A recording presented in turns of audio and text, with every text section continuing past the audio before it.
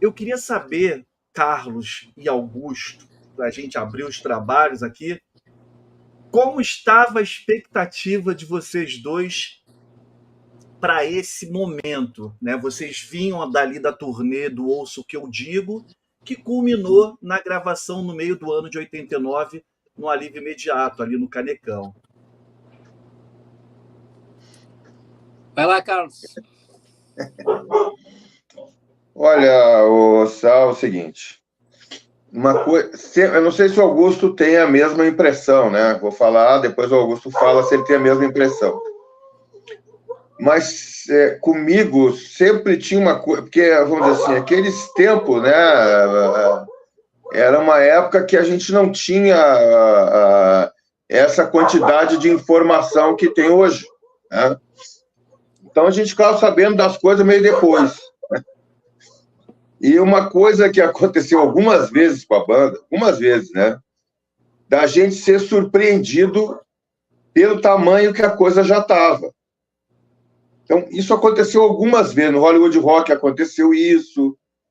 Nesse show também aconteceu isso. Estava lá. A Gêneros era uma banda que fazia muito show, muita estrada, né? Muito show, sempre. 10 anos que eu fiquei lá. Era estrada, show toda semana, sempre. Então a gente não tinha esse acompanhamento que tem agora, tá entendendo? Você não sabia o que estava acontecendo. Então eu me lembro de algumas oportunidades que isso aconteceu, da gente chegar num lugar assim e dizer, caraca, meu irmão, o tamanho que tá isso, né? E então esse show também foi assim, né? Embora que era no Canecão, né, Augusto? O Canecão era, tipo assim, o santuário da música popular brasileira. Então, a gente está tocando no Canecão era meio inacreditável. Eu me lembro de ter passado ali na frente do Canecão algumas vezes, né? A gente já estava morando no Rio nessa época. Eu passava ali na frente só para ver a placa, né? E estava lá aquele símbolo lá do outro que eu digo, não outro é ninguém, na frente do Canecão, né? Eu dizia, caraca, meu, olha lá, nós vamos tocar mesmo lá. E, então, era assim, foi era meio que uma profanação, né? Era um ato punk, assim, né? A gente está tocando do Canecão. Então, é isso que eu lembro, assim, eu lembro da placa, né? Lembro, assim, do caraca, meu, olha lá, nós vamos tocar lá mesmo. E acho, assim, né, que ele é um disco bem desigual, né? As músicas de estúdio, elas foram para um lado super tecnológico, assim, para aquela época, né? Para aquela época era algo assim, uau, bateria eletrônica e tal. E as gravações ao vivo realmente ficaram muito boas, né? E eu acho, assim, que Marcelo foi muito feliz. No volume que ele colocou a plateia na mixagem, né? Que ele colocou a plateia alto pra caramba na mixagem. Sim. Mas foi uma coisa ousada que ele fez isso aí, né? Mas assim, ele não fez o convencional, né? Ele não fez o average. Ele tomou um partido, né? Ele disse, olha, vou colocar a plateia alto pra caralho na mixagem, né? Então, isso podia ter sido um desastre, né? Sim. Mas ficou bom, né? E também eu acho que como a gente tocava muito, né? Então, assim, a banda era colada, impressionante. Atualmente eu revendo, assim, alguns vídeos ao vivo, né? Eu digo, rapaz, a gente era colado mesmo. Quando um errava, os outros erravam junto. Era uma coisa impressionante. Né? Então, esse entrosamento, era engrenagem mesmo, sabe? A gente fazia arranjos difíceis, né, Augusto? Era um tipo de show assim, que você tinha que estar ligado o tempo inteiro, porque era cheio de variações, arranjos, introduções, finalizações, mudanças de ritmo, e colava uma música na outra e tal. Então você não podia dormir no show, nem estar muito doidão, né? Tinha que estar ligado total, assim, o que estava acontecendo. E a gente super tocando aquilo, né? Era uma engrenagem mesmo, um negócio impressionante, assim, como a gente estava sincronizado, né, cara? Como a banda estava afiada, como a banda tocava junto mesmo, assim, né? coisas que hoje em dia, para fazer, assim, difíceis, né? Porque tem variações de andamento ali, né, Augusto, no meio, que eram uns negócios que aconteciam organicamente, que para a gente reproduzir aquilo é impossível, né? Eu acho que esses caras dessas bandas cover devem passar um trabalho medonho tentando tocar aqueles negócios lá, porque era muito... As coisas foram acontecendo na estrada, assim, a gente tocava muito. Então, realmente, um disco assim, fora do comum, né? Esse Alívio Imediato, né? Eu acho muito bom. Eu achei uma sacada genial, vou deixar o Augusto falar, do Susequim, de ver que a plateia tinha uma participação importante, né?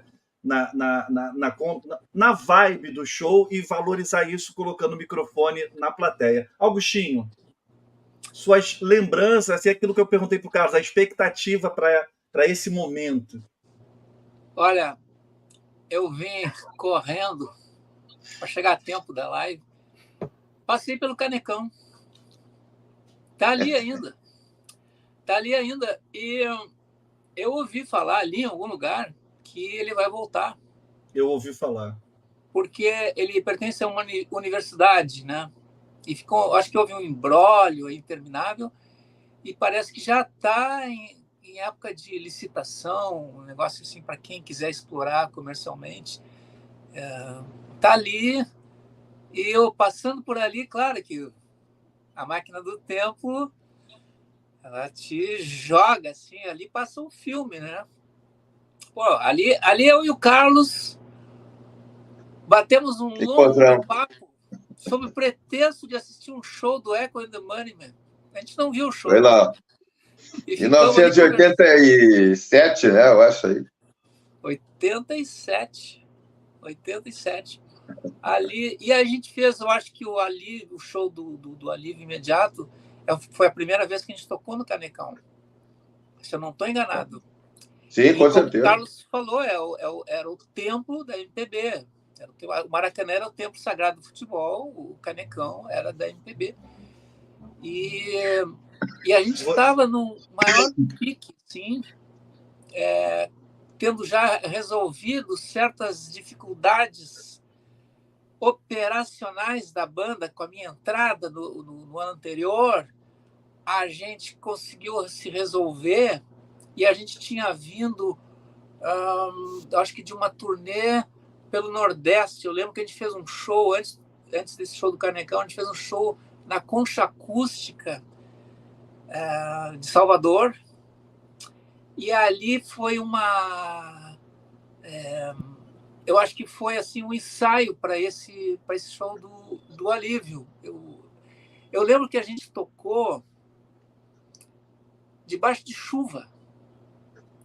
Eu estava no hotel ali, tinha um hotel perto ali do Teatro Castro Alves, que é à frente da Concha Acústica, e a nossa produtora, a Laurinda, Lau, com aquele seu sotaque local baiano, disse: Agostinho, vamos.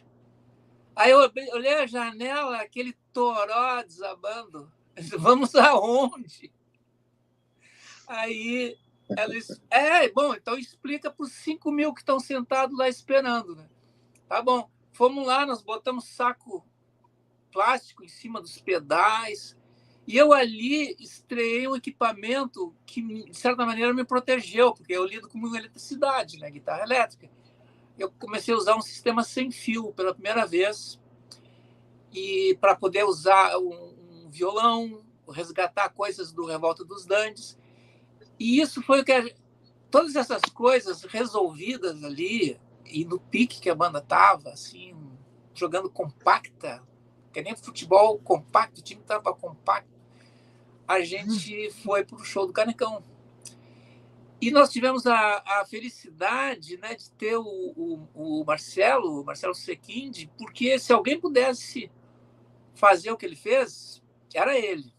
Porque nas bandas que ele tocou, o Sequinde, ele tinha experimentado coisas lá no Canecão mesmo, de botar som quadrafônico e tal. E ele, cara, ele foi com tudo, botou um monte de equipamento, tava um estúdio de gravação, e ele valorizou o público. Ele dizia que o público era um quarto integrante da banda.